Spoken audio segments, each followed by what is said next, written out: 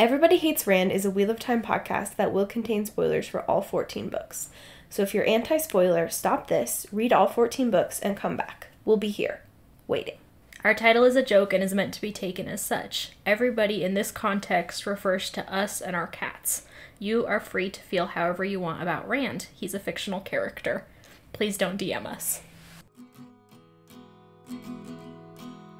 The world is a mess, Dark One stretching out his hand. The dragon's reborn, the fire's been fanned, but everybody hates Rand.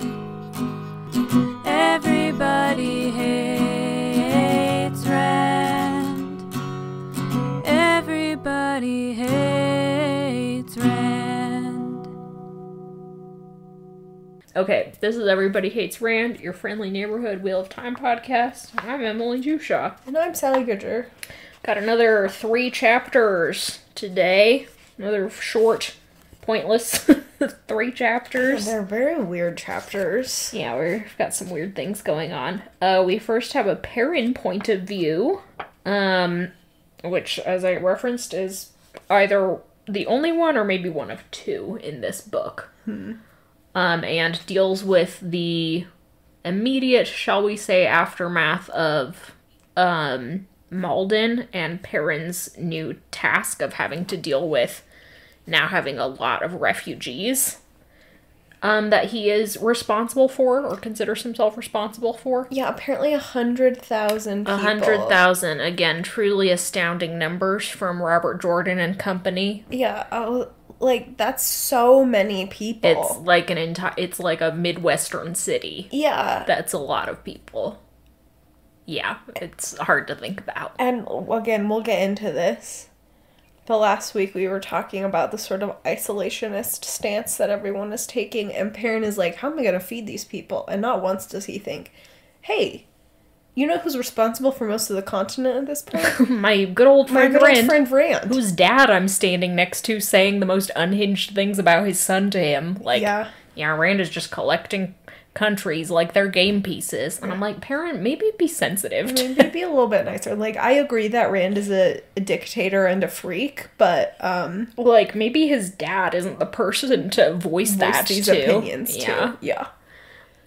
Whatever. Perrin's looking at fucking wagons. Yeah, he's like, we can't travel because the Ashman are so burned out that they physically cannot travel anymore. And I'm like, you're telling me, like, yes, I believe you that they are so tired that they cannot they can't open a gateway large enough for for 100,000 refugees. Yeah.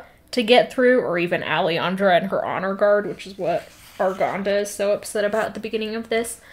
But I feel like you could let Grady or Niald go looking for Rand. Yeah. And, like, report the situation to him.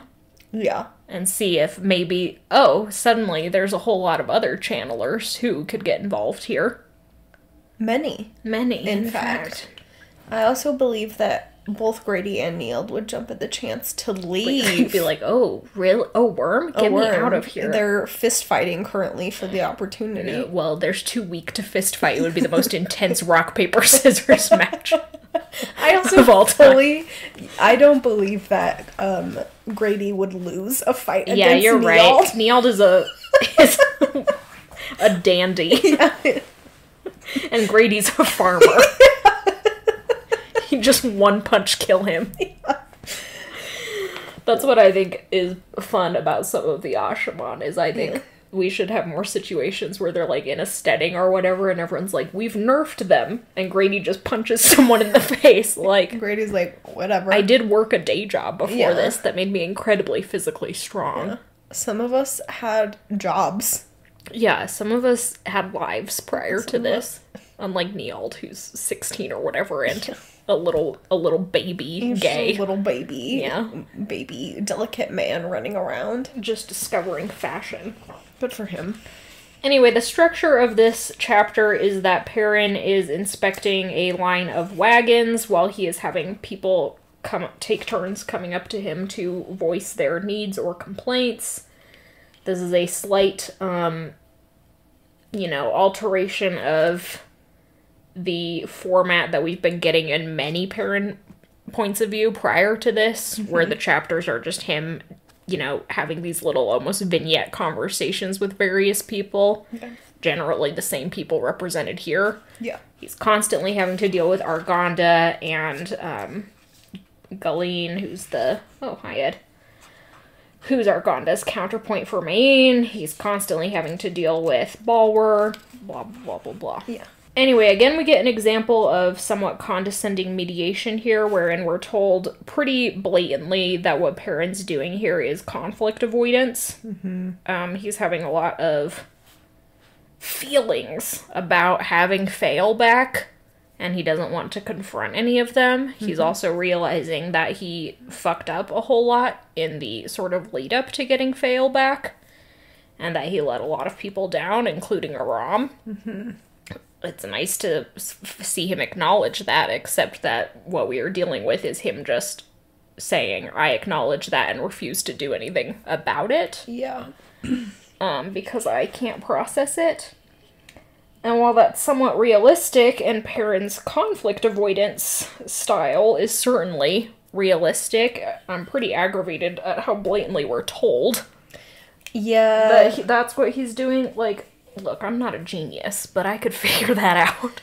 Yeah. On my own. Again, it's hard to do this without pulling out another book, which again I logistically could do, but it's so far across the room. Mm-hmm.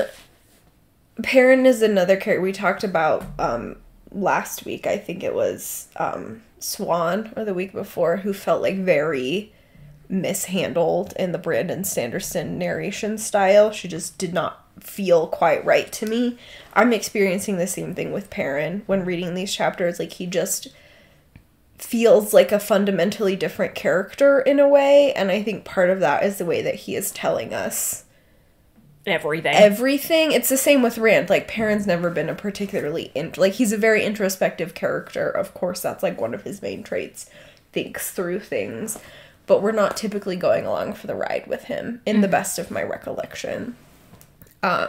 So yeah, it felt strange to me to be told so much about what Perrin was feeling. Maybe we'll get like a one-off line or something in the past, but it felt weird. And yeah, like, I get it. It just feels to me quite ironic on a meta level to have someone who's saying, I can't talk about these things, be totally willing to talk about them to us in his narration. Sure. Like, it's nice when points of view are fundamentally compatible with characters' communication styles verbally. Mm-hmm. And, like, who they are with other people. And that's something I sort of, appreciate. So, yeah, I think that's something that we're getting at here, is that while Rand and Perrin, for example, are pretty, like, introspective characters and prone to melancholy, that's generally not something that they're like, wow, I'm sure having a bout of depression right now, or yeah, wow, obviously what I'm doing here is this psychological coping mechanism. Because for another thing, most people aren't usually aware that they're doing that. Yeah, like, if you're that far deep in a coping mechanism, it's typically not a conscious thing. Not to say that's not the case for everybody, but It's like, Perrin is obviously not doing well in this chapter. Yeah, it's just like we're having a clash of the omniscient narrator that is inherent in third-person point of views. Yes. And, like, actually being with these characters, if that makes sense. No, totally. Another example we've pointed out many times in the past is, like, with Matt. Matt is a character who's always, like, moving forward. Mm-hmm. And that's, like, very, like, form and content match itself really well with that, because Matt is just, like, running through his list. He's not really ever pausing in his narration. Mm-hmm. He's just, like, moving through the day, constantly doing the next thing, surprising us with things that he's doing. Yeah. Suddenly having a plan. Like, the way that his narration move matches that he's a quick thinker, very action-oriented, often does things without thinking them through. Mm-hmm. So. Mr. Impulse. Yeah. Not to be like Matt not to be, like, on my Matt pedestal, as always. Oh, but you will be struck down for I your Matt know. pedestal in just a few short chapters. know. I'm staying up here as long as I can. Savor it while you still can. Look down below you. The floor is lava. Oh, it's true. It literally is lava. It's pretty soon. Pretty terrible. But yeah, all Perrin's doing is talking to these people the way he always talks to them, which is that they're coming up and being like, I have a problem, and he's like, too bad. Yeah, it's really great problem. It's really great leadership. Perrin is also being like, I'm such a shit leader, and then just being like... But I refuse to do anything to change that in this moment. It's like, I'm not going to try and, adjust to solution-oriented thinking rather than problem-oriented thinking the way I have been. Yeah. For years. To be totally fair to Perrin and unbiased, the people are coming to him with some pretty stupid questions. Sure. Arganda is like, can I please start moving with Alejandra? And Perrin's like, that's a bad idea. We need to all merge together. Sure. And it's like, yeah, that is a bad idea. Would you rather have Alejandra kidnapped again the way she was when it was just her and, 20 guys? Yeah. Or would you rather stay with this giant group?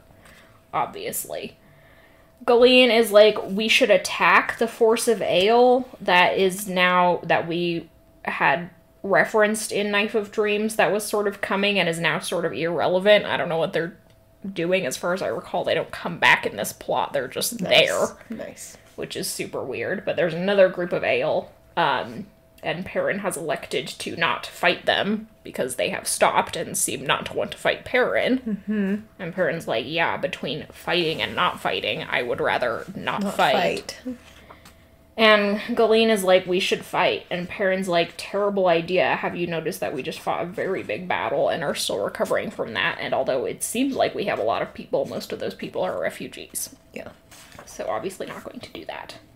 Then we have Balwer come up and just sort of say, like, hey, I don't like now. I'm voicing this now for some reason instead of when I should have earlier, that I don't like that we gave all of these Shadow Wise Ones to the Shanshin.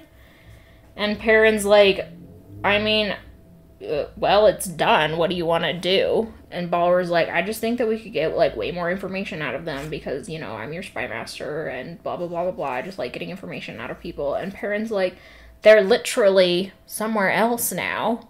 Balwer's like, well, could we call them? And Perrin's like, or I, Emily, at least, am like, Balwer, if we could just call people up on the phone, we'd be a lot, in a much better situation than we are now. Yeah, I mean, we basically do have telephones and people aren't using them, so... Yeah, I mean, to be fair, but like... But yeah, like if, what's-her-name, Tylee just had a Motorola Razor that she could flip open whenever Perrin calls. Yeah, I am always inclined to, like, be like, Balwer's doing his best, because I love him so much, and it's like, I fully don't believe Perrin would have listened if he voiced this before. Yeah. But I agree, like, he's voicing it when it is impossible to do anything. It also, of course, bothers me that his reasoning is, like, we could get information out of them, not, you shouldn't have given them over as slaves to the Shanshin. Yeah, Balwer's not making a moral stand here. He's just being, like... It's sort of like Brandon Sanderson's being like, hey, reminder, Balwer's here, and he's the guy who likes to get information out of people. Yeah. So here's a convoluted reason for me to remind you of that. When it's like, Balwer's clever. He would know that this isn't really a solvable problem. Yeah. He presents Perrin with a lot of information, but that's generally his role, is to provide information, not to provide problems. Yeah. Or unsolvable problems. Yeah.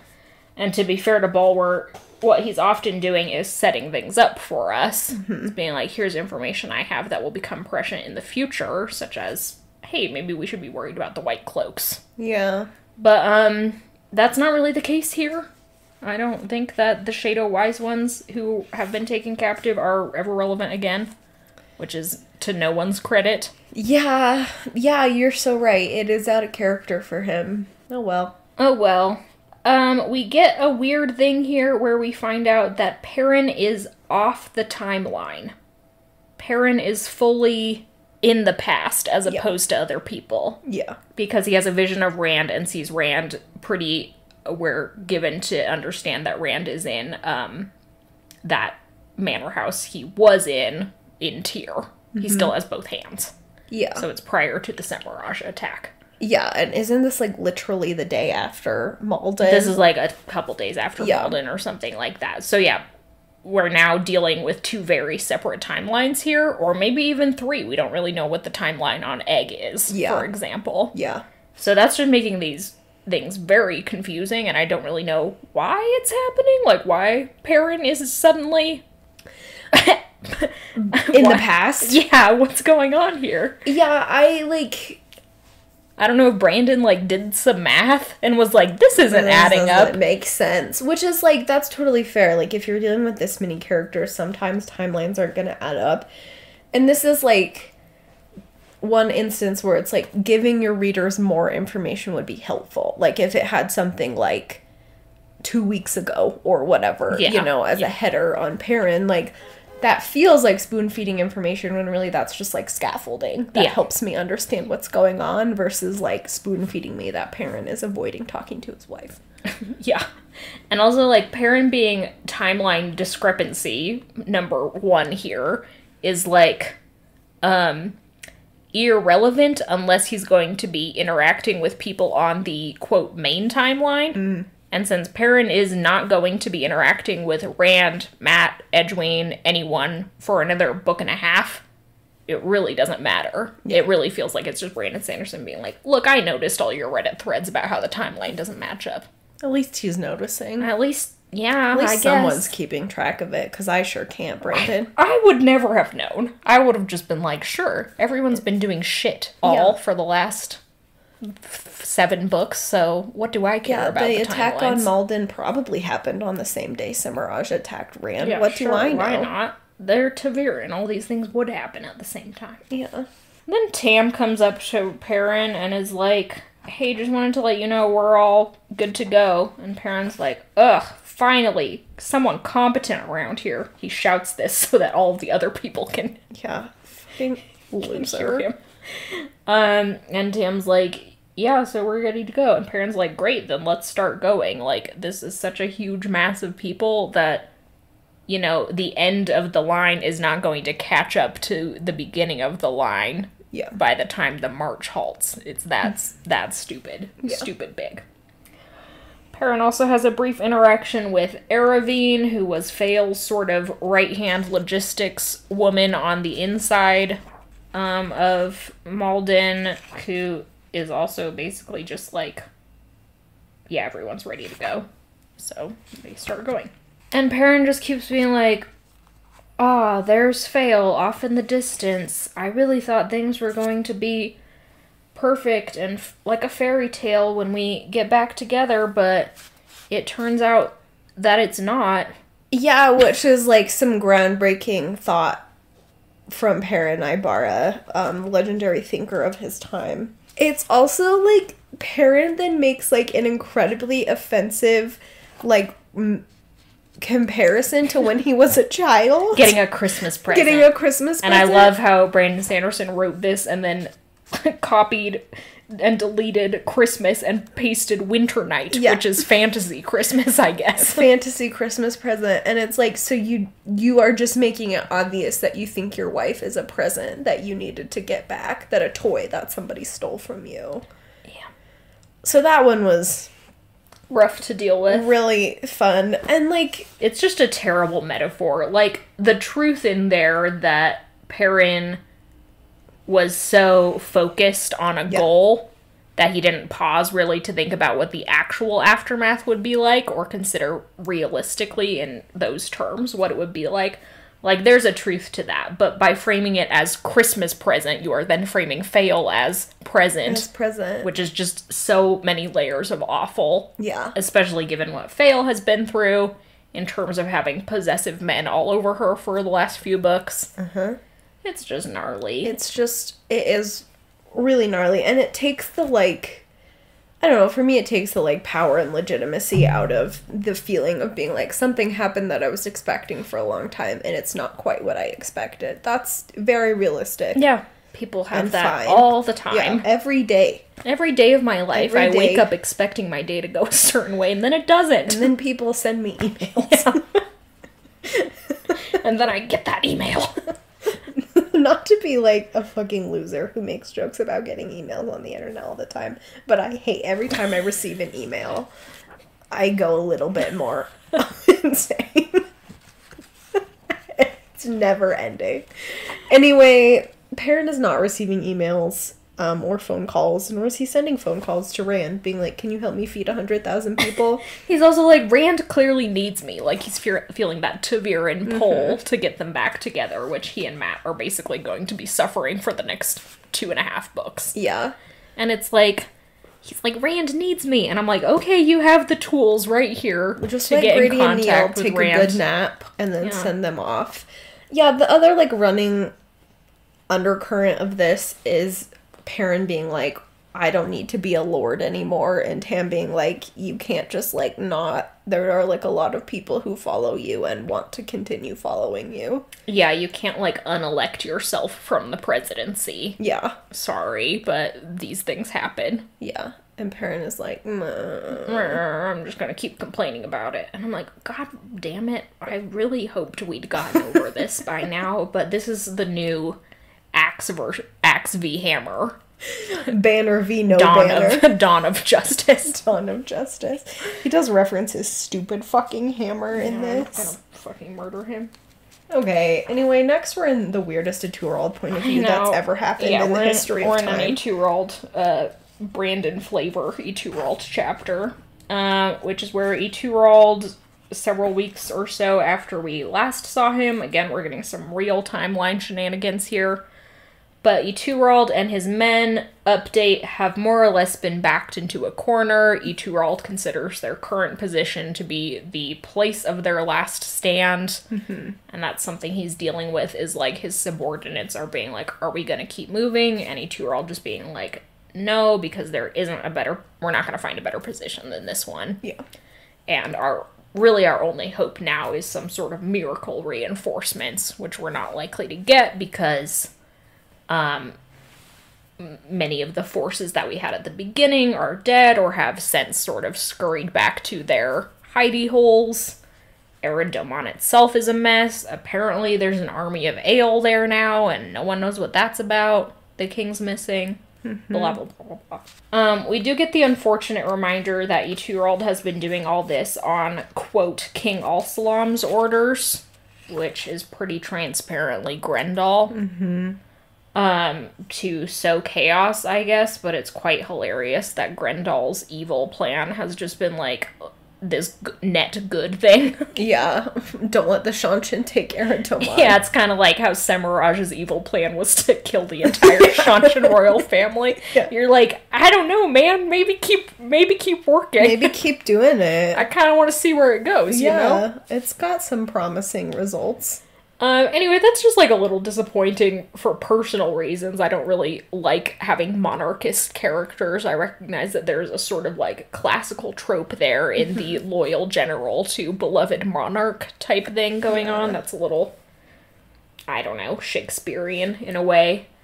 But, it was a lot, this hit a lot better when it was just, like, Ituralde doing this sort of thing on his own. Yeah. Being like, I'm gonna stick it to the Shanshan because no one else is fucking stepping up. Yeah. And I was like, yeah, babe. Yeah, babe. Do it. You look great right now. Zaddy. Yeah. Yeah. I mean, I had completely forgotten that the king of Eridomon even had a name. Yeah, because he's probably been named twice prior to this. Yeah. So yeah, the monarchist thing is also hammered home a little bit too hard here for me in general. Yeah. Looking ahead, I suppose, there's a, quote, nice moment, unquote, where Rand manages to find King Al-Salam and reunite him with Ituralde. That's not like a plot point, it's more or less like an off-screen thing. But that does not change the course of the narrative in any way, or really Ituralde's characterization. So personally, I think Al-Salam should have just remained MIA or dead. Yeah. Because he wasn't a character to begin with, so him going missing is irrelevant. I think the only reason to have him back is so Brandon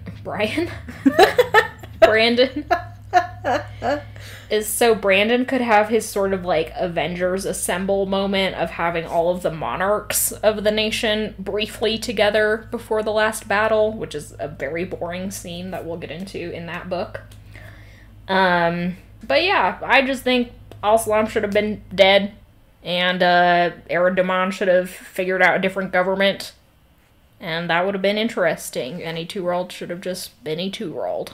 Yeah, I mean, I agree. I also just think this whole chapter is extremely heavy-handed. I do not like the way this chapter is constructed. I know it's supposed to be, like, Taviran shit. We'll get into that. But, it also feels like, at this point, even if he was originally fighting on Absalom, whatever the clown's name is, his orders, at some point, like, Ituralde is a logical person who would have just, like, picked up this battle himself. Whatever. I'm done. I'm done harping on this point. So Rand shows up, just sort of randomly, and is like, I'm the Dragon Reborn, and I need you to go do some shit. And here I can prove I'm the Dragon Reborn by channeling, and if I prove it to you, will you do all this shit? And obviously what happens here, we know, is sort of the force of Taviran working. Yeah. In that Ituralde just sort of is immediately like, yeah, sure. A, I believe you're the Dragon Reborn, even though I don't really have any reason to. Yeah. B, yeah, I'll just abandon my post here and believe you that you're going to help Eredoman, despite the fact that you have mostly done bad things in other countries. C, I will take my entire army to the Borderlands to fight, because the Borderlanders aren't there. D, maybe I'll be the king of Amadisia? That one is real random. Yeah, that is the, like, yeah. The icing on the cake of ridiculousness. Yeah. Is Rand just sort of unhinged, being like, by the way, I need someone to be a monarch in Amadisia, a country that he has never been to, as far as I know.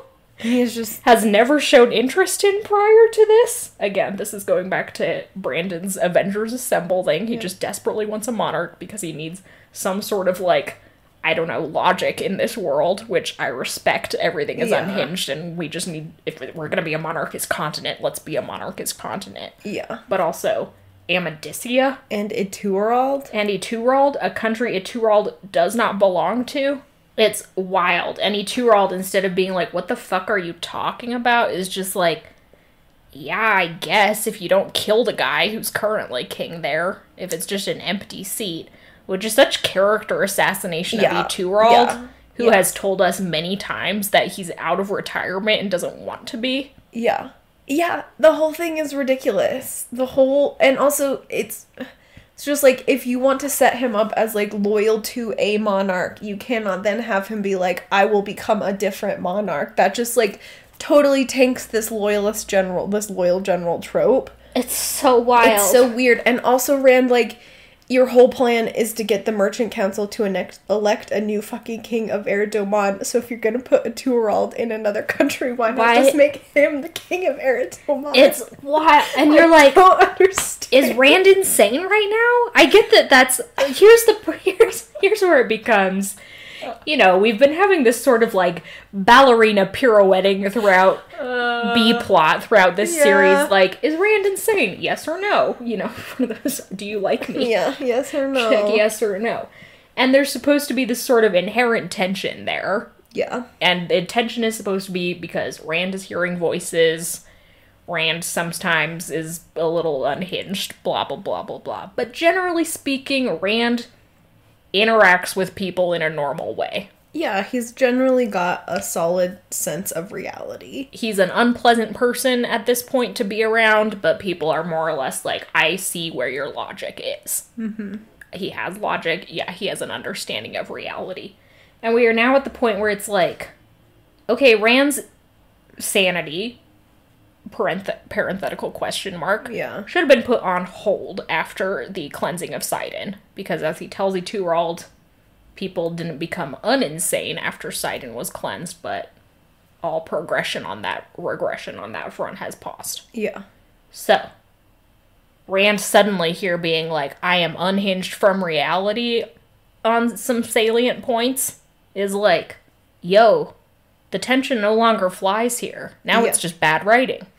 Yeah, and we've talked about, not to repeat everything, we've talked about this before, that it's like, when Rand does these types of things, like being like, I'm gonna make Ituralde the king of Amadicia, that feels disconnected from reality. That feels like he is operating from a place of questionable sanity. Never feel like choices on the author's behalf to make us question them. They always just feel like, yeah, Rand is just going through his normal life. You'll know when he's having a psychotic episode because he'll be talking to people. And it's just like, okay. Yeah. But like, he's like, if he's dealing with insanity, he's always dealing with it.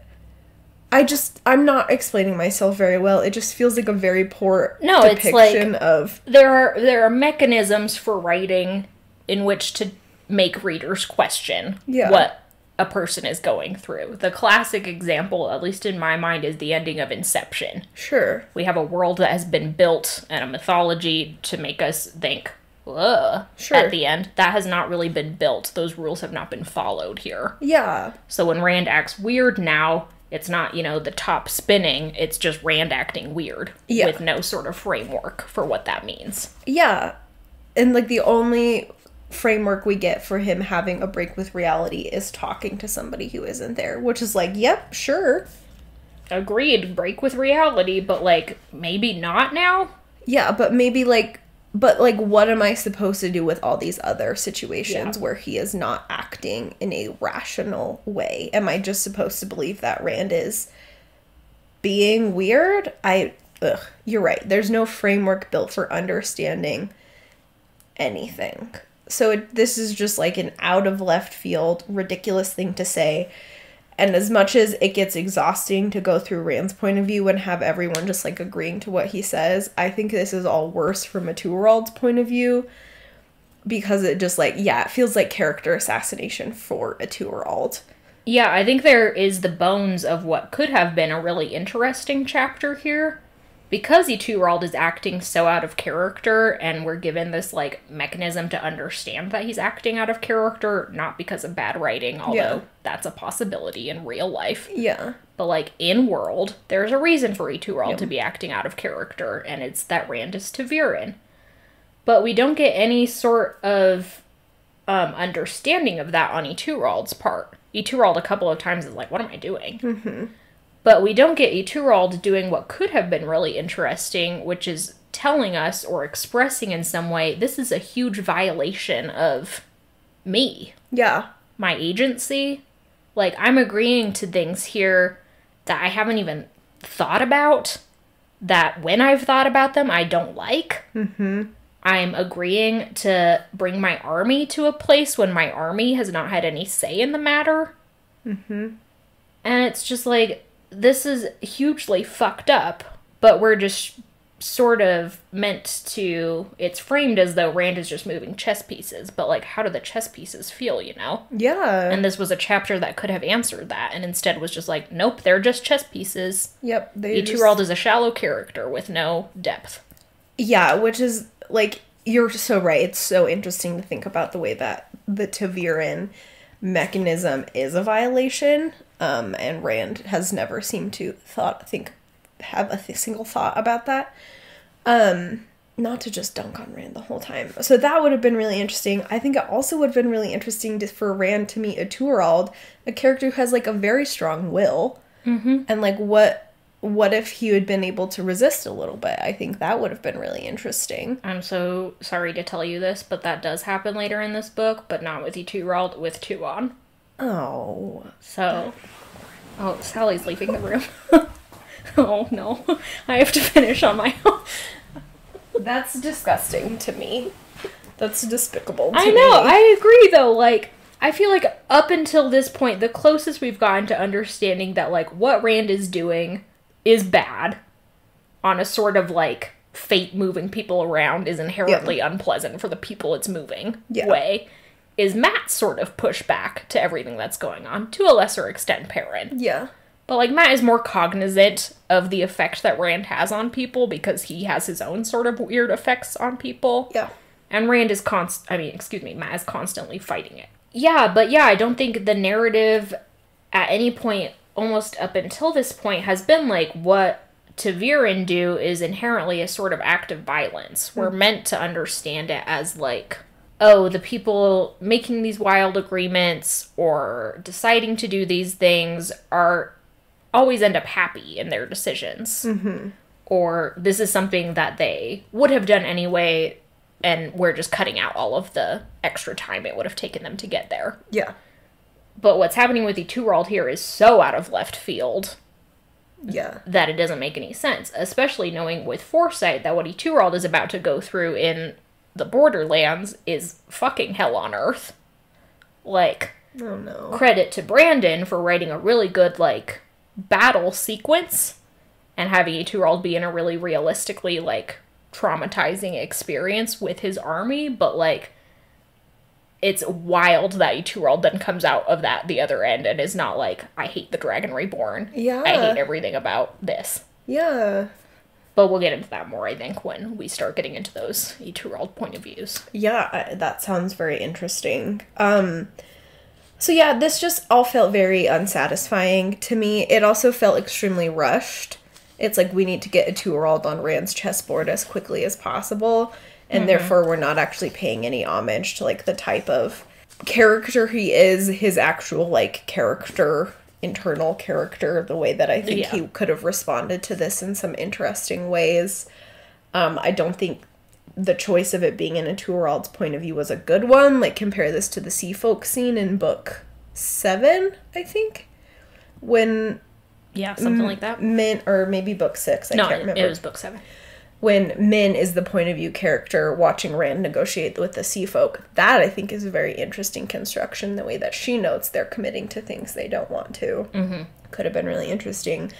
It's also just, like, compared to the way that Rand has collected other major characters, like Davram Bashir sitting on the throne of Andor waiting for him, you know, getting all the ale and these big kind of amazing and cinematic set pieces, to just, like, pick up Ituralde along the side of the road is just, like, come on. It's anticlimactic. Yeah. Yeah, it's brutal. I don't know. I think the notion here might be, like, Ituralde's kind of a side character, you know? But, like, we didn't have any Davram Bashir points of view before he got the single most iconic entrance of any character of all time. Yeah. So, come on. Okay, we have one more chapter. Yeah, sorry. Look at the timestamp. We're 38 to 40 minutes in. You might be wondering, how are they going to hammer out that last chapter after spending 20 minutes on Ituralde? Well, dear readers, it's an Avienda point of view, and it's more or less copied and pasted the exact same Avienda point of view we've already had. Yeah. There's nothing really to discuss here. Avienda witnesses one of those bubbles of evil. A dude spontaneously combusts and sets the mansion on fire briefly. But Avienda and an Ashaman are able to put it out. Rand shakes his fist at the sky and is like, how dare you, Dark One, which is pretty hilarious that he's like, the Dark One's up there. The Dark One is in the sky. He's like, you need to save your fucking power for when you fight me in Shale Gul, which is like, you can't channel without getting nauseous, my guy. Yeah, Rand, maybe trash talk when you're in a better position. But we just have the same old Avienda doing chores.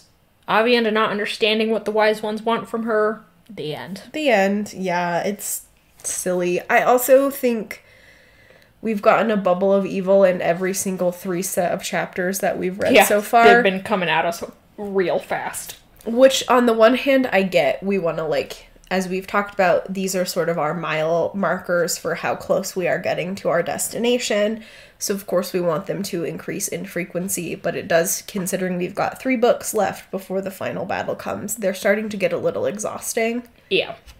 Agreed. And I'm sure it got exhausting for Brandon to have to think of new and interesting ones every 3 chapters. Every 3 chapters, be like, he's oh, like, shit. I guess a guy will melt. Something fucked up has to happen right now. He's gonna turn into lava. Yeah, or something. The wind is blowing. You have to in the imagine wrong Brandon direction. Sanderson's sleeping and he has his little notepad next to his bed and he wakes up from a nightmare and is like, guy on fire. Lava. Melting cell. Big clouds. Brandon at the drive-thru of Swig being like, That's a very Utah topical joke. You're welcome. Oh, you guys, I'm sure we've told you about the soda-specific drive-thrus before, but thinking of Brandon Sanderson at one is just so funny. It's so funny. Getting his Diet Coke. Getting his with Diet whatever. Coke while he plots the Wheel of Time. So, another 3 pretty disappointing chapters. Yeah. And that's too bad. We, I believe, maybe have another 3 chapters on the horizon. We're going to get a quite long, comparatively, egg point of view, followed by Gawain, followed by Cadswan. So again, the L's just keep on coming. Just racking them up. Yeah, they're quite bad. Yeah. It is really so annoying to get so many Gawain points of view after such a long time without him. I know. What if Gawain had just died? It's like, if I'd had more Gawain before, I might have had a chance to build up an immunity to tolerance, him. yeah. Like the Man in Black to Iocane powder.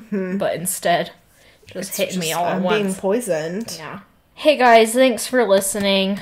Thanks for all you do. Thanks to Glenna McKenzie for our theme song, and our patrons on Patreon, and our followers on social media. Yeah. Do you have anything to add? We're still moving through Howl's Moving Castle. I don't know if I said this, but we're doing Howl's Moving Castle on our Patreon podcast. We don't watch Outlander. So if you're interested in us talking about that text, which is one we actually like. A lot more cheerful, yeah. If you want to know what that experience is like, you can join us over on patreon.com/everybodyhatesbrand. Yep. Do you have a sign off? Recently one of my family friends got ill. He's doing fine, but I went to visit him. He is an older, he's like my mom's age, you know. They had lived across the street for forever. Yeah, he's he dad commented age. on the size of our garage Yeah. last time he was over. Yeah, he's Sort that of age. like, just let me rank your garage Yeah, real quick. like, thank you so Rate much. it. Excuse me. Right, welcome to Pimp My Garage. So I went to visit him to see how he is doing, and I walked into his house, and he's got next to him on his armchair, which his kids told me he, like, picked up off the side of the road. Next to him on his armchair, he's got the stack of the John Wick movies 1 through 3, but on television is a public programming something about petrified wood. And I was like, what's happening? And he was like, I just like it.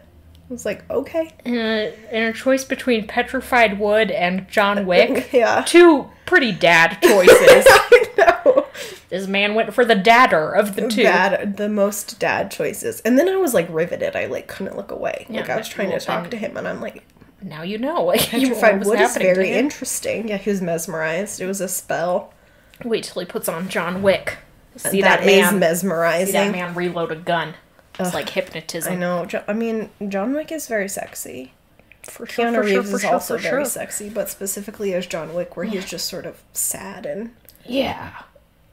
delivering Lines in the weirdest in the worst way possible. Yeah. Okay. Anyway, go see John Wick 4. Okay, goodbye.